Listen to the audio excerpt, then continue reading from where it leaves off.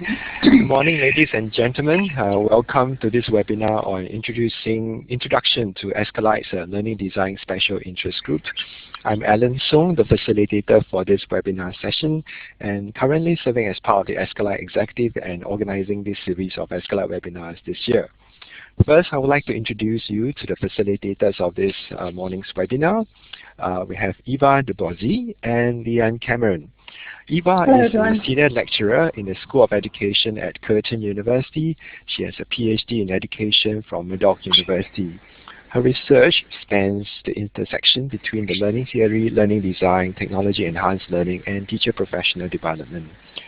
More specifically, Eva's learning design research focuses on the pedagogical modeling and the development and testing of technology-supported interactive teaching and learning. Currently, she is working on the implementation of transdisciplinary pedagogical templates. Leanne Cameron is currently lecturer in Educational Studies, ICT, in the Faculty of Education and Arts at the Australian Catholic University, Sydney. In this position, she explores the possibility of technology use in education with pre-service teachers. Leanne has previously worked on a number of federally funded learning design projects with MELCO, Macquarie E-Learning Centre of Excellence, and continues to publish regularly on learning design topics. Her current research revolves around the investigation of ways to improve learning by the effective integration of technology in education. Now, for this morning's webinar, during the question and answer session, you could either post a question in the chat box or click onto the hand-raising button located on the left right below the image box, and we'll give you the right to speak. And when speaking, you can click onto the talk button, and after speaking, you can release the talk button. So without further ado, please help me to welcome Eva and Leanne. Welcome everyone, it's Leanne. Good morning, everyone. I'm so delighted to be here today and to also welcome you to our Learning Design SIG and our first webinar. I really hope that this is going to be the start of a very nice collaboration and networking among us, people who are particularly interested in learning design and learning design research. I hand over to Leanne quickly to say hi. Hi everyone, it's Leanne Cameron speaking. We're hoping that this will be just an introduction to a group that is a very cohesive and productive one in the future. So basically how today will run is that we've got a PowerPoint that we'll just briefly go through, just so that everybody's on the same page. And then from then on, hopefully we can talk about and try and establish what synergies there are within the group so that we can look at moving this forward. So over to you, Eva, for the first few pages of the PowerPoint. Okay. What is learning design? That's such an interesting question because learning design and learning design research is really in its infancy, and we are trying to establish a foundation of understanding what it is that we are talking about. And as I said before, I'm really interested in this intersection between learning theory and learning design, which is making designs explicit in an online learning environment. So it has evolved through researching ways that online learning and teaching can go beyond the delivery of content. And we really aim to look for the good pedagogy and pedagogical modeling of online learning and teaching using contemporary learning theories. So what is learning design? This is quite fluid at this stage. As you can see that there are three definitions of learning design, and they are quite different but also complementary, showing how we are searching for a taxonomy or an understanding of what it is that we can build on. So the first one is by Shirley Agostino, and it's a representation of teaching and learning practices. She says, learning design is a representation of teaching and learning practice documented in some notational form so that it can serve as a model or template adaptable by a teacher to suit his or her context. So it's really all about learning design practice. The second one is by James Darciel, and he says, learning design is a framework to describe a sequence of educational activities in an online environment. So he is really interested in the sequencing of particular learning activities and how the sequence becomes a designed whole which is very specific, rather than students just jumping from one activity to the next. It is, as in a face-to-face environment, it is very nicely designed and sequenced. And the third one is something that I'm grappling with at the moment, which is a visual method. Learning design is a visual method of making explicit epistemological and technological integration attempts by the designer of a particular learning sequence or series of learning sequences. So what I'm saying is that there is very clear philosophical foundation of the way that we try to teach the process of pedagogy and the technology integration that we use in online learning environments. I'm sure that there will be other people coming up with many more definitions that are much more pertinent, and as we move on in this field, we will get a better understanding of what it is that we are actually talking about when we talk about learning design and learning design research. Leanne, over to you. Good morning, everybody. Due to some technical issues, I've got no video, so you'll just have to imagine. What I wanted to start talking about today was the Larnaca Declaration, mainly so that we all have something to focus on, and whether you agree or not as to the principles outlined here, it will give us, I think, a central document to work with so that we can all make our positions clear. Now, the Larnaca Declaration was, not coincidentally, developed in Larnaca, and it was a group of people that came together that were working with James Steele as part of his ALTC National Teaching Fellowship. And what I'd like to do is just go through some of the concepts and some of the documentation that was collected, because as far as I'm aware, this is probably the most comprehensive collection online of all the related learning design documents. So the slide on the screen at the moment, there's an image there on the top right-hand corner, and that is a summary of all of the major learning design projects that we knew of. And the group was quite comprehensive. You can see a list a little bit later on the actual web page as to who was there. But that particular document does outline the major projects. So if anybody's interested in any of the historical seedings of where learning design started to evolve, that's not a bad place to start, so that's also there. The Larnaca Declaration on Learning Design really was trying to make a start in defining the area, making it quite clear, and most importantly, trying to agree on a common language, which a number of people have tried to do before, but have been with limited success. And you'll see there that the declaration on the web page is 5 major parts. And because of time, we won't go through all of them, but there's just a couple of areas that I think might be worth talking about at this point before we call on other people in the room to make some comment.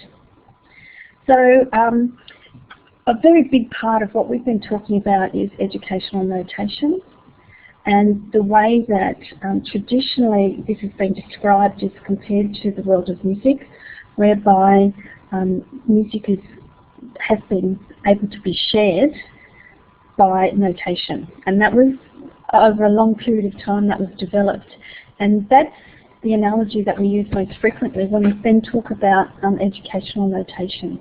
And obviously educational notation has a long way to go. It's nowhere near as comprehensive and as definitive as the music, but that's what we're aiming for, or some of us are aiming for in this particular area.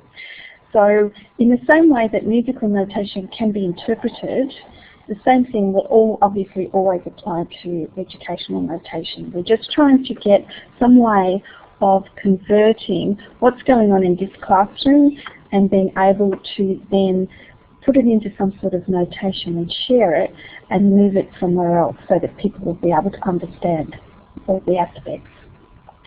And as you'll see, the two main reasons behind this is, firstly, although some people are surprised to hear it, teaching is quite frequently a very isolating experience. What goes on in your classroom, if it's successful, there is really no way at this point, other than video, of working and transferring that from a notation so it can be shared to someone outside. And it does mean that pedagogical, technical and content knowledge can be shared. Okay, so going to the next slide.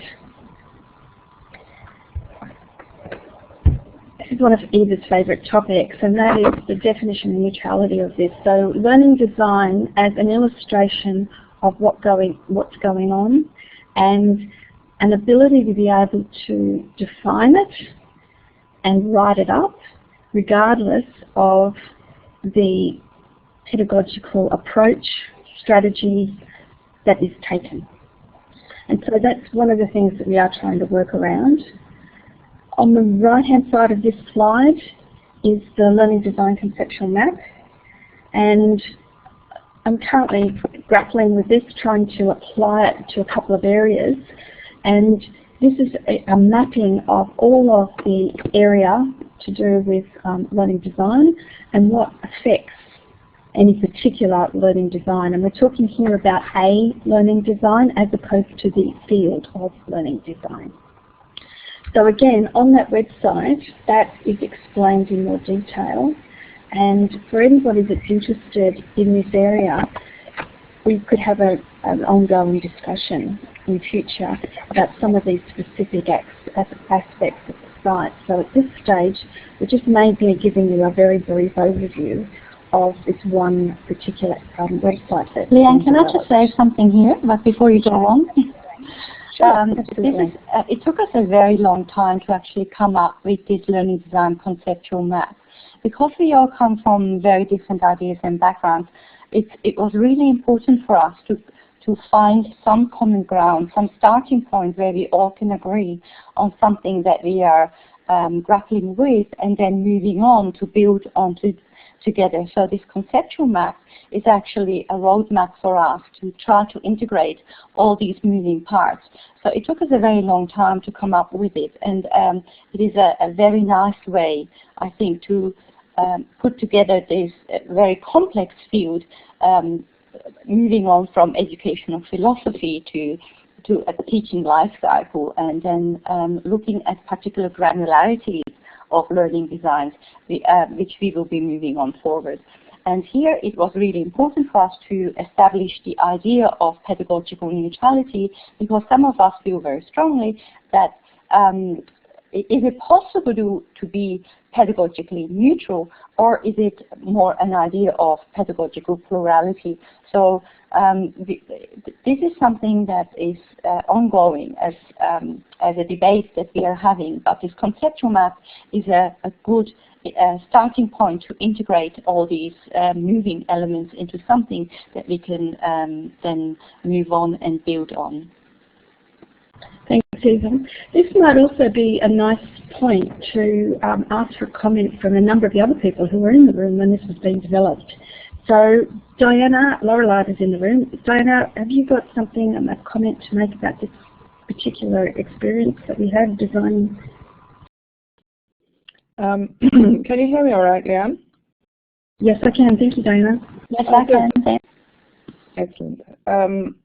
Yes, I wasn't involved in the creation of the conceptual map, but I remember that we discussed it at the meeting we had in relation to the book, the Larnaca book that we all put together a few years ago now, which is now out, of course, which is great. I think I felt that it's valuable to have this kind of conceptual map sitting underneath what we're actually doing in practice. And I think it's, I mean, I didn't have any real objection to it, but I'm not really sure how to use it.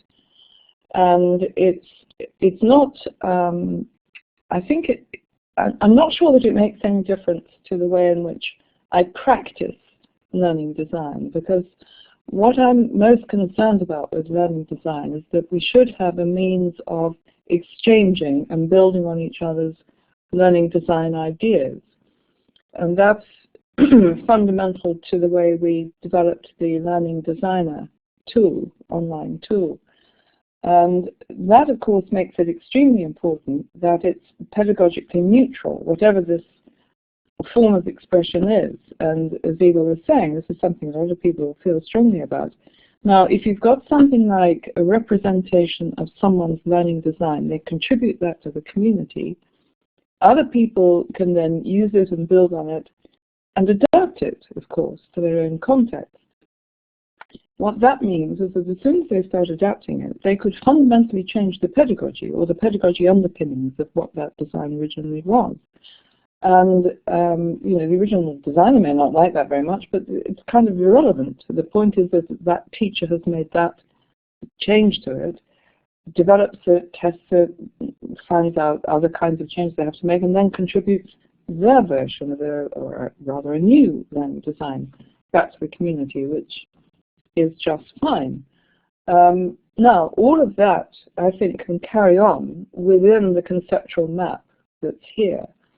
But for me, the most important part of the representation of learning design is that you have the complete as possible representation of what that design is trying to do in relation to the learning outcomes it's trying to achieve.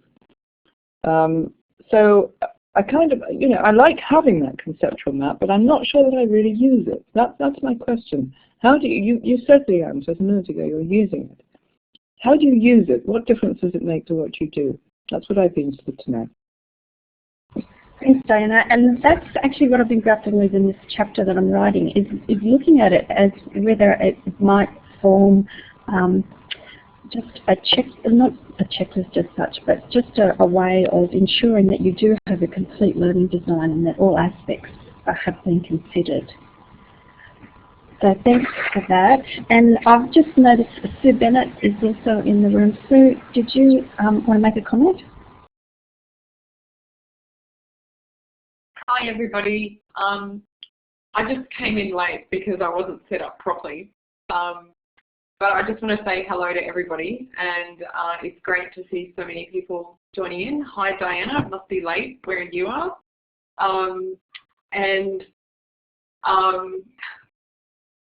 I think one of the things about the conceptual map is that what it was trying to do was sort of map the territory, if you like. And I agree with Diana, I don't know that it makes a difference to my practice per se, but I think making a statement about those core concepts that are the guidance, representation / visualization and sharing, and then what that means within the scope of teaching and learning, I think that's why it's useful. Then we have to, you know, move on from there to talk about some specifics. Oh, Diana, you're in Singapore. Great. I'll hand back. Thank you. Sorry, Leanne. Everyone will see later on how we moved on from the conceptual map to actually come up with very clear ways of representing how we are building on it and making distinctions between learning design practice and then learning design frameworks and so forth. So I believe that the conceptual map does have a function, and it is helping us understand the interrelationship between different stages and ways of working with learning design.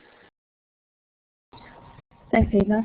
And Diana's pointed out that the map itself doesn't refer directly to time or knowledge, and that's been one of the things that we've been talking about as to whether that's an omission and needs to be added to the conceptual map, or whether that's something to do with the actual running of the lesson. So it's been quite an interesting debate over this.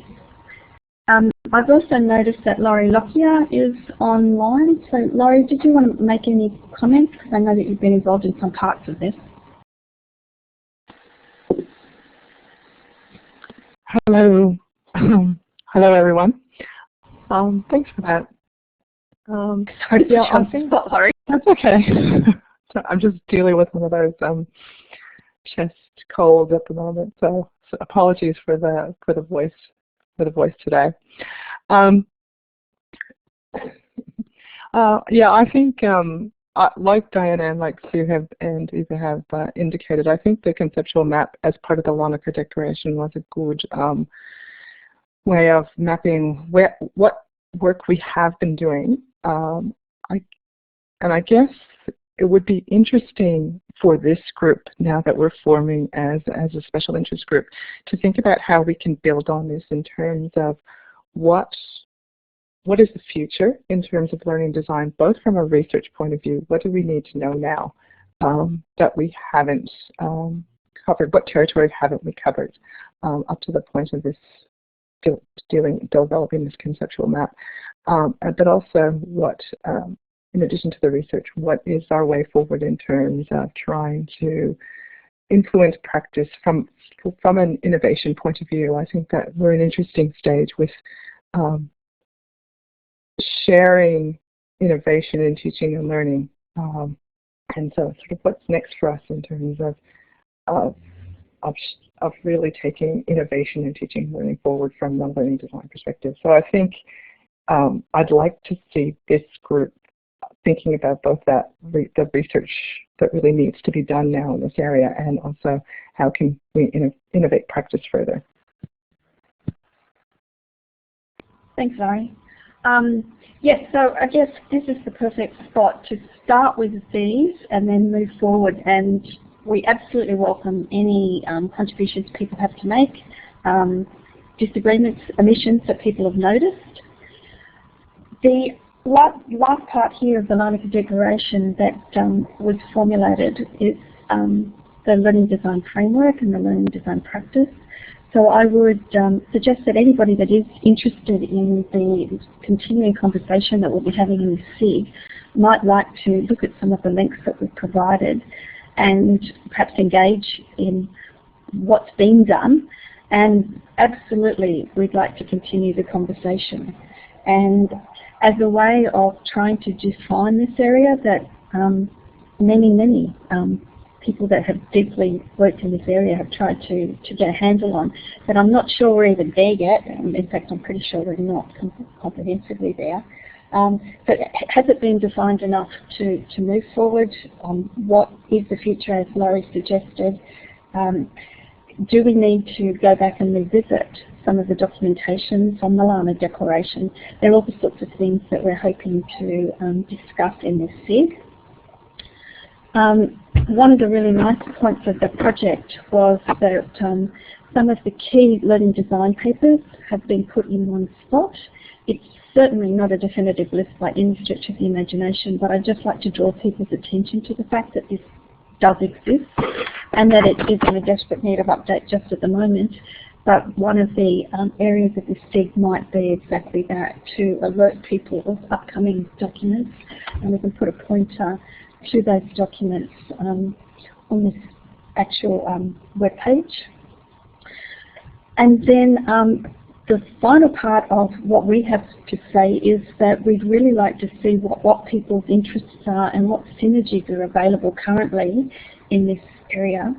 And we have a table that we've got a link through to, and this table, the URL is actually in the chat. So if you want to scroll back through the chat, just trying to find it. I just posted again, so don't have to scroll up. Thank you, Alan. Okay. So I'm not sure if you're able to see the screen as I have it at the moment, which is I've just gone off onto this document.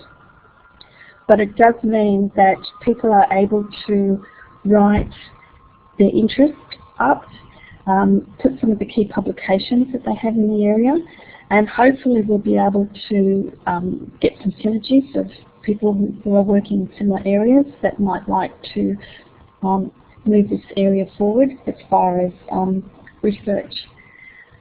Does anybody want to comment about any of the above, but in particular the area of learning design and moving it forward with research grouping? If you want to put your hand up, I think we can automatically give you audio.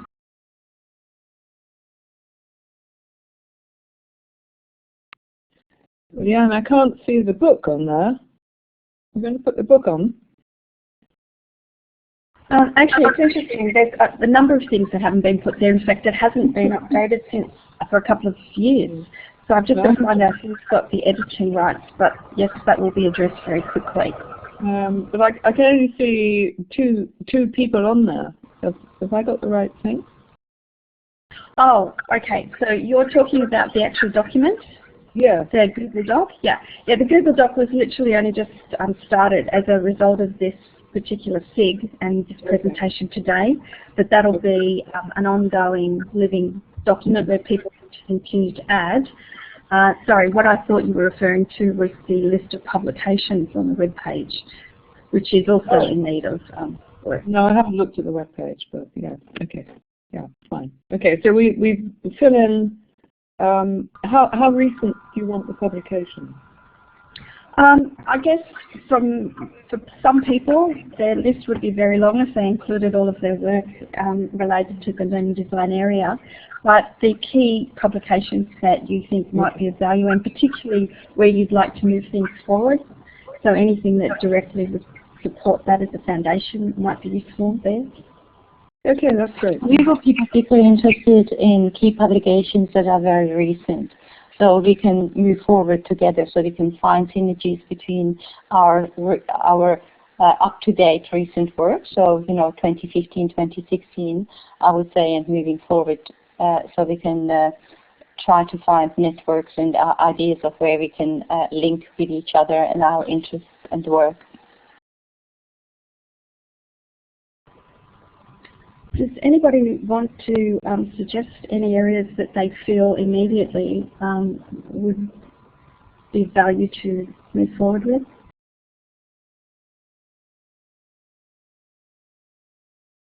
We have a question in the chat box by Ong. Would Eva or Leanne would like to address that particular question?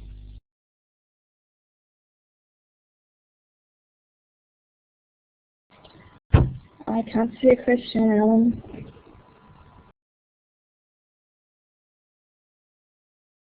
Maybe I just read it out. Ong would like to know about learning designers as a profession, whether educators should become skilled in learning design themselves, or should they be working with learning designers while focusing on their content expertise.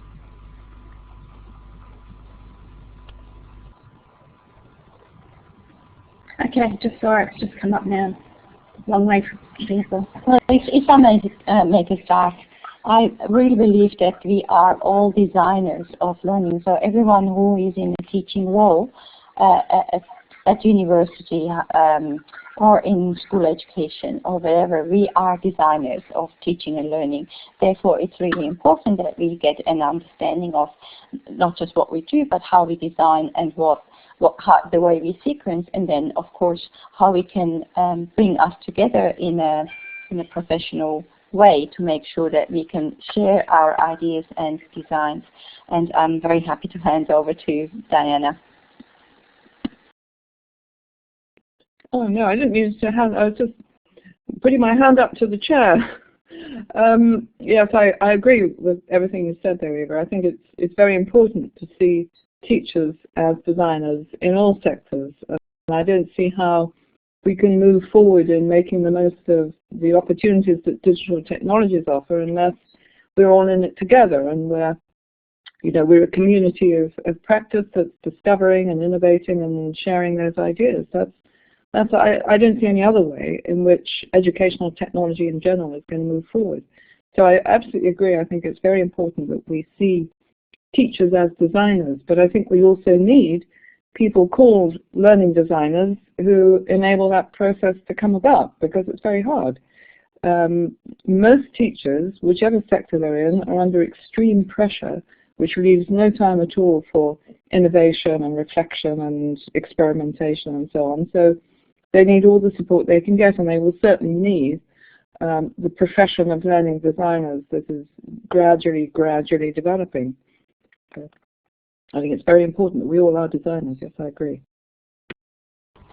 So did you have your hand up, Sue Bennett?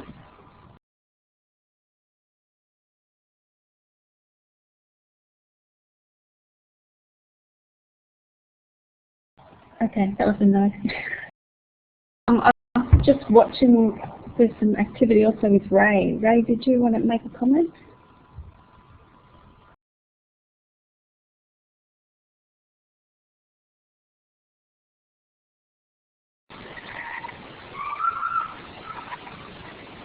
Can you hear me there? Yes, we can. Great. I just wanted to know what emphasis will be on practice in this interest group rather than, I notice on the Google Doc it's research and publication. I'm quite interested in the practice of learning design. Do you want to describe what you mean by practice? Doing it. Okay. You want to talk about doing it? Is that what you mean? Yeah, it's just that there seems quite a heavy emphasis here so far. It's on research outputs and publications about learning design, and not necessarily focused on a group developing the ability to design.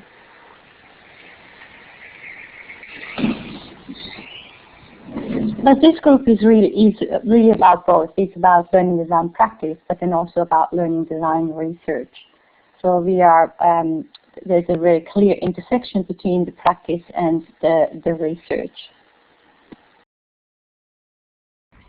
I think that one of the synergies that might come up is that people that are interested in discussing particular areas like that could note that in their area of interest, and instantly there'll be a grouping of people who particularly want to concentrate on that area. So that's the purpose of the document, is to try and get people notified of other people who are interested in particular areas of learning design, and they can move forward. One of the reasons that I've put whether you want it public or not in the last column is to ensure that if this document does get attached to the SIG, the ASCILITE SIG Learning Design page, that people will be able to access this. And what it will mean is that you'll instantly be able to see who it is that is contactable, and we'll be able to, in a limited extent, be able to just independently work with the people that aren't showing interest in any particular area.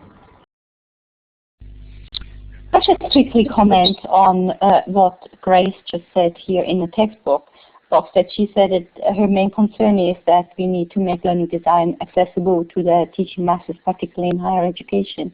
I cannot agree more with what you're saying here, and that's why the visual aspects of learning design, so the visualization of the design of particular lessons and sequences, I think is so very important.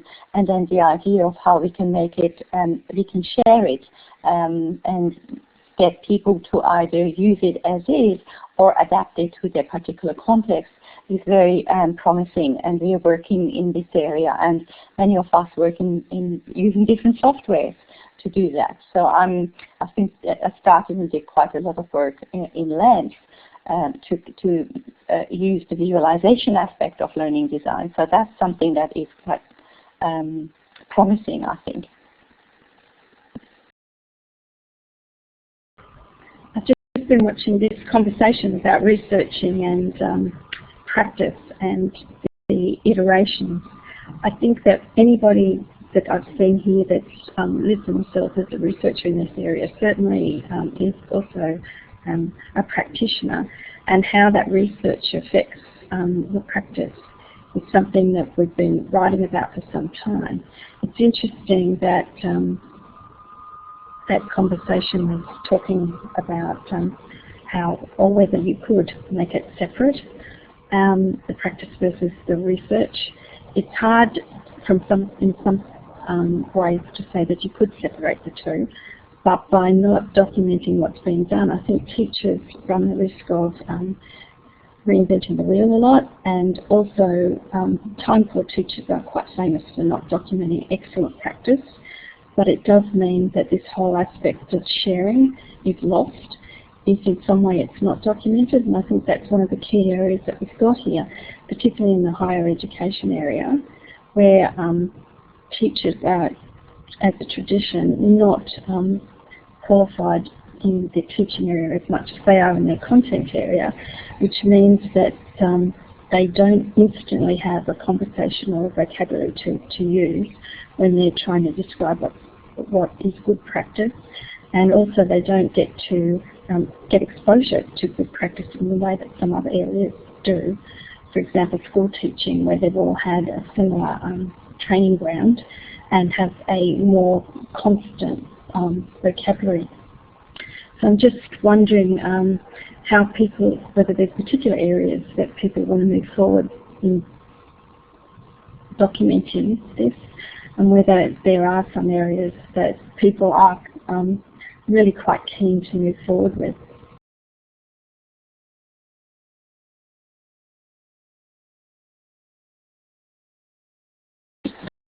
The question really is, are we interested in completing this Google Doc and making it a living document for people to go to figure out who is doing what in this area at this point in time, and how we can connect with each other to have a point where we can just link up with each other.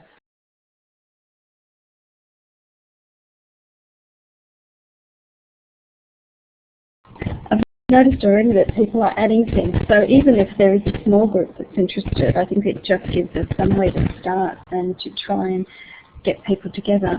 The other area is that what sort of activities this group might take on in the future, and whether meeting before, after, around the next ASCILITE conference might be useful, getting this group in a room together, and whether there's particular areas of work that need to be discussed at that point in time.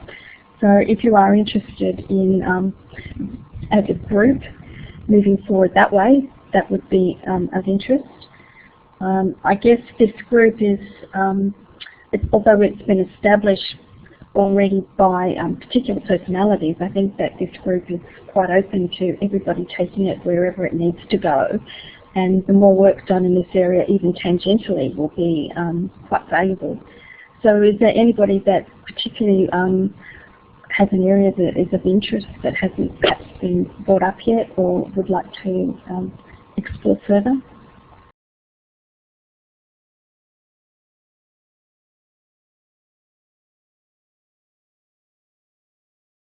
Yes, Leanne. Diana has her hand up, I think.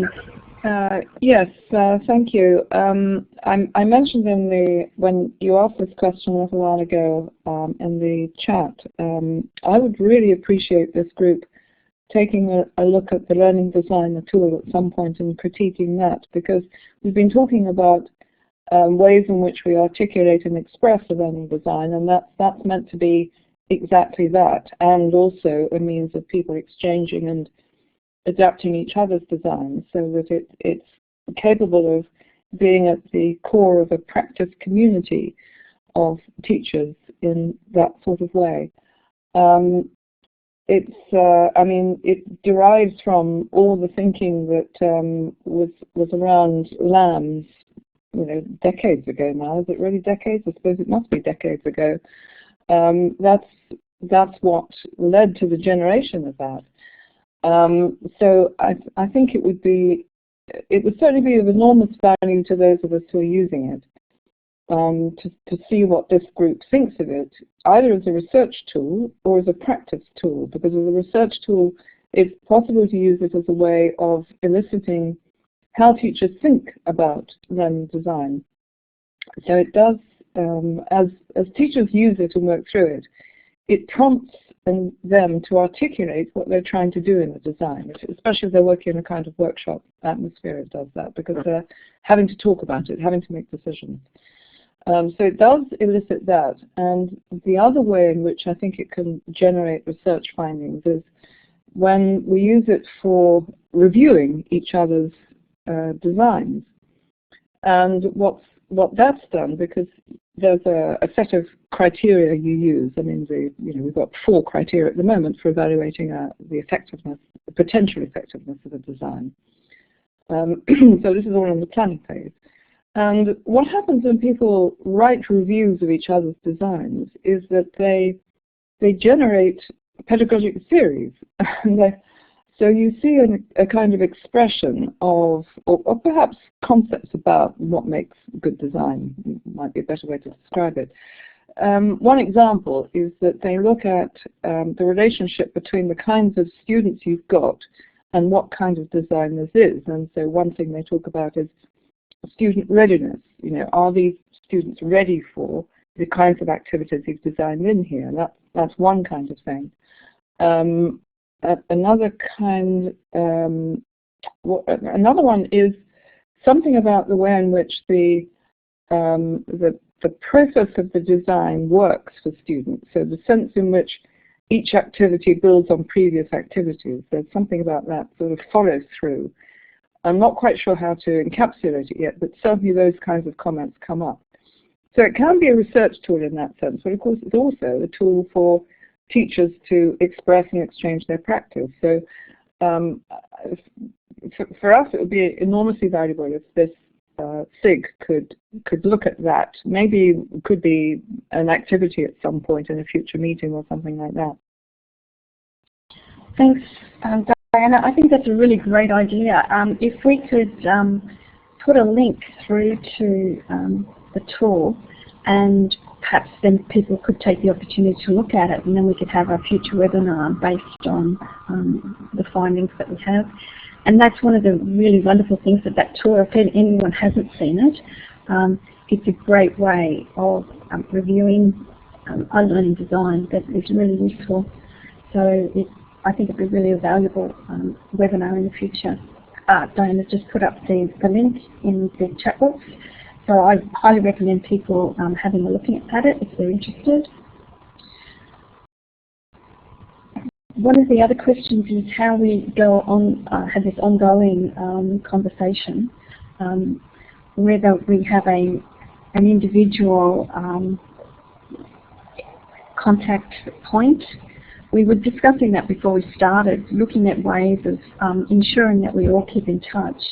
I'm really reluctant to start these whole mail outs because I know so many of us get so many emails in a day anyway.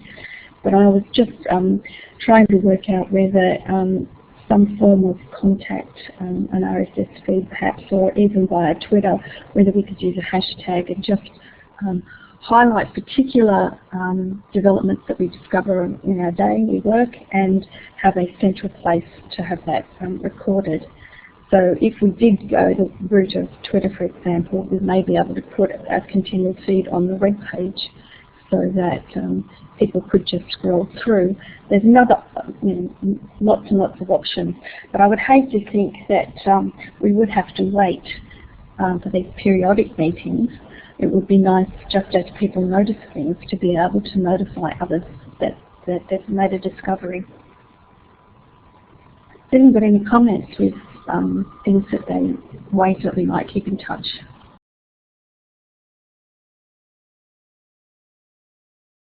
Okay, there is quite a lot going on in the chat, which I think is really great.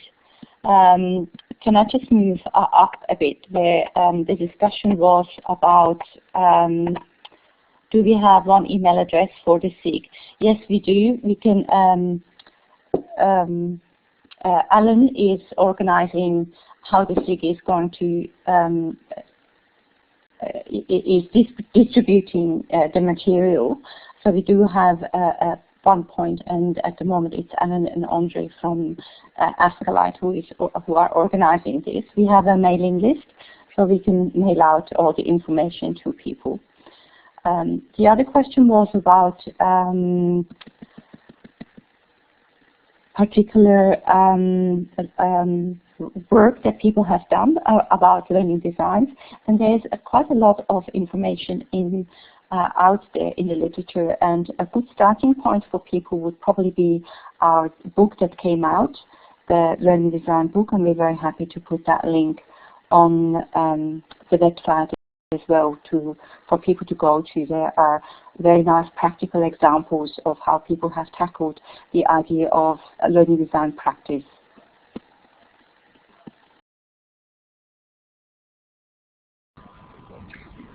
Thanks, Eva. Has anybody else got any comments of how they'd like to stay in touch in the intervening period? And if you do want to get together at the next ASCILITE conference, are people interested in just attending sessions in ASCILITE, or would you like a dedicated session as a pre-conference session or a post-conference session or the like?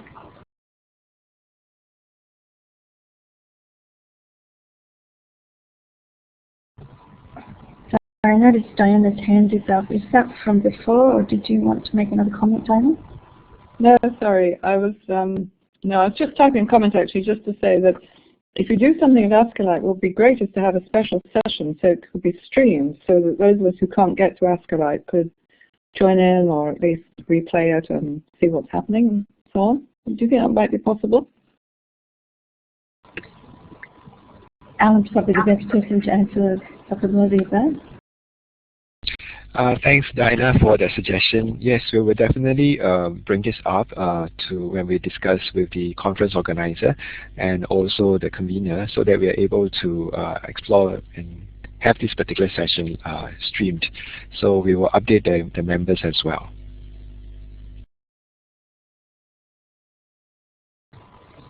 We are planning to have a special learning design SIG at ASCILITE, where we get together and have discussions of what we're doing in the future, and so please come to ASCILITE and sign up to the SIG meeting that we're going to organize. But we also would like to have a learning design SIG presentation, which is different from the SIG meeting, where we could really get together and showcase some of the practical examples. So if people are interested in coming to ASCILITE and presenting some of their work, then please get in contact with us and we can put it together. Last year we put a symposium together, which were about 4 or 5 papers. We could do the same thing this year. So we would have a learning design symposium and we would have a learning design meeting. So these are on the cards. Would that be of interest to people?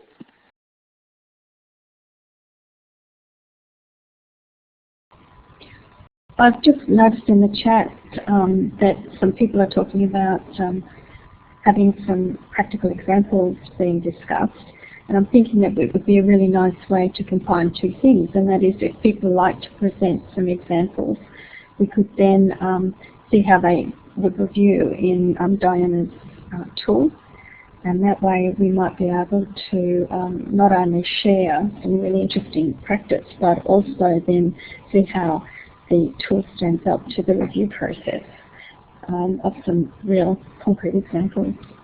Anybody interested in, say, the next webinar being on something like that?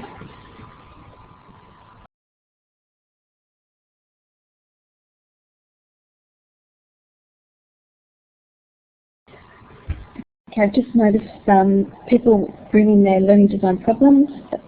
That's another area that we could explore as well. It'd be interesting to see whether that's from a learning design point of view or from the teaching point of view.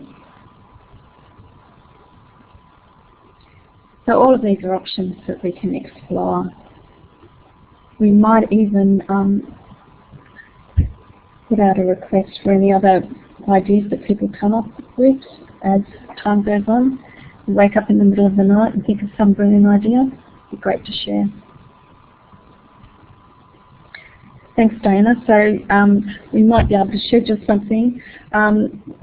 Most of you will be aware that there is a very strong learning design community in the UK. Most have not been able to join us because this is a very unfriendly time for the UK. So our next one we may be able to schedule at a time where it's more conducive to the people in the UK being able to share with us and that might be one of the options that we have when Diana can join us for an evaluation or a review of some of these innovative learning designs that people might like to share. Leslie's just asked, is the table on the slide available? Leslie, you might want to let us know which table that is.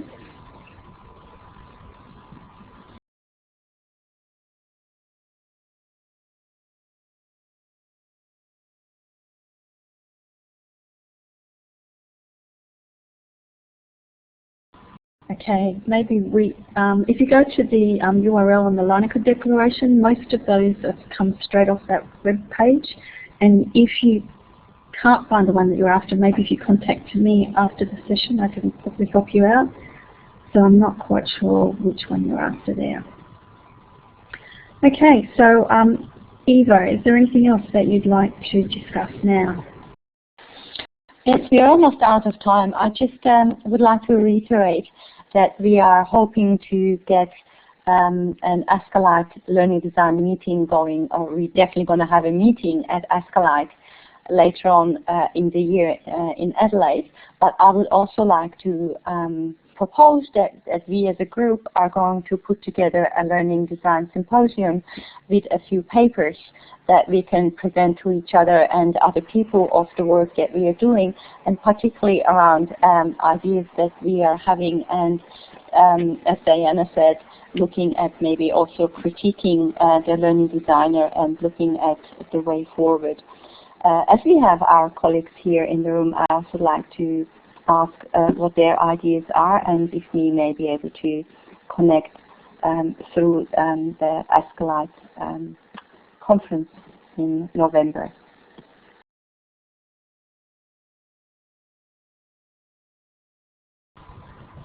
I think the idea of a live deconstruction of a learning design using Diana's tool at ASCILITE for a session would be really fun.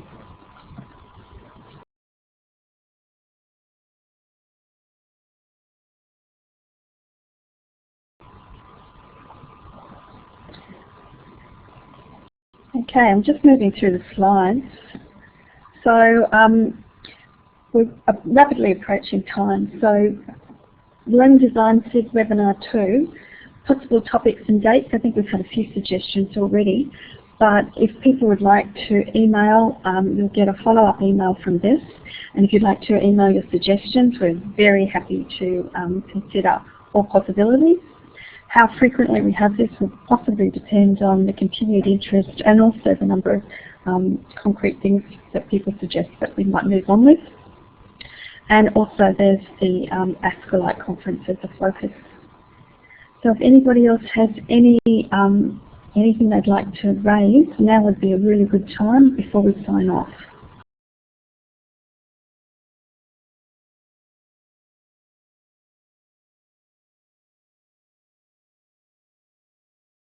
A few people are typing, so let's just wait to see what they're typing. But feel free to also comment.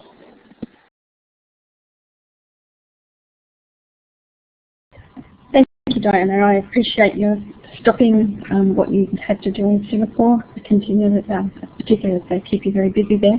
And hopefully we'll be able to talk to you and send you some information on future webinars where we might seriously look at the tool that you have, but particularly for those people who haven't experienced it before, it would be a really nice thing to do, to evaluate some learning designs using the tool. Thanks very much for joining us, Diana. It's a pleasure having you here.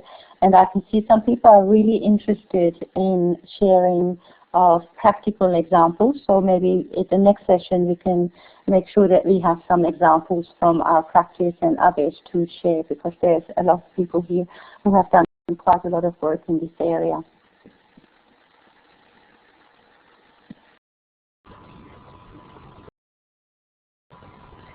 Okay, what we haven't really discussed, but it's come up a little bit here, is the synergy between e-learning and learning design.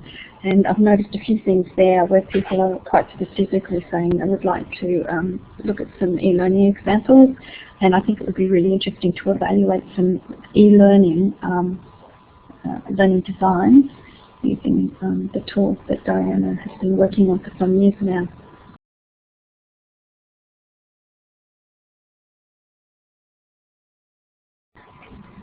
Okay, so if anyone has any further suggestions, both Eva and my email addresses have appeared in the comment box.